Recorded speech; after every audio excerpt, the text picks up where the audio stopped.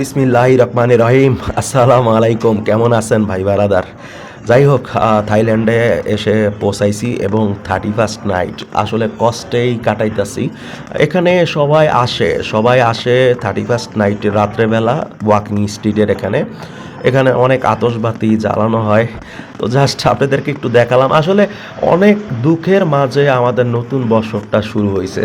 দেখেন না, চিন্তা করে যে আমাদের কত কষ্টের কথা শুনতে হইছে, যে মানে কতগুলা মানে কষ্ট আমাদের পাইতে হইছে।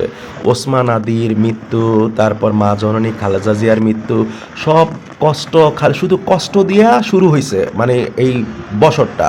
জানি না আমি পুরো বছরটা ভালো যাবে কি না খারাপ যাবে আমার, আর আমার কি পুরা বাংলাদেশের মানুষের। সো যাই হোক, আমি অলমোস্ট বুঝে গেছেন যে থাইল্যান্ডে পৌঁছাইছি।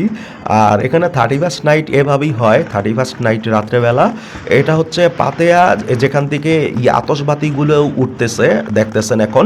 এই আতশবাতিগুলো হচ্ছে এখানে এটাকে বলে অনেকে পাতেয়া পার্ক, অনেকে মানে সংক্ষেপে পাতেয়া পার্ক বলে, যারা বাঙালি আসে নাম জানে না, কিন্তু অরিজিনাল এই জায়গাটার নাম হচ্ছে বালিহাই।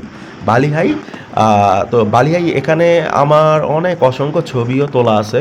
আপনারা যারা ফেসবুক থেকে দেখতেছেন তারা হয়তো বা দেখছেন। সো যাই হোক, এটার উপর, এটা পাহাড়ের উপর এই যে পাতেয়া লেখাটা, ঠিক আছে? এই জায়গায় এই পাতেয়া শহরে মানে জীবনটা কাটিয়ে দিলাম সেই 13 বছর বয়স থেকে। এখন বয়স 41। সো যাই হোক, শত কষ্টের মাঝেও দুঃখের মাঝেও যে মানে নতুন বছরটা শুরু করছি। আমি জানি না নতুন বছর কেমন যাবে। এত শোক, এত মানে কষ্ট পাইতে হইছে আমাদের। সবাই সবার জন্য দোয়া করবেন, সবাই সবার জন্য ভালোবাসা এবং দোয়া ভালো কামনা করবেন। কারণ বাংলাদেশের অবস্থাটা আসলে না বেশি ভালো না, ঠিক আছে? বাংলাদেশের অবস্থা যেমন মানে অনেকটাই খারাপ। বাংলাদেশের যে বর্তমান প্রেক্ষাপটে যা ঘটতেছে, রাজনীতির প্রেক্ষাপটে, এগুলা সব মিলিয়ে খারাপ। তো ঠিক আছে, সবাই ভালো থাকবেন। আল্লাহ হাফেজ। সবাই আমার জন্য দোয়া করবেন, আমিও করি।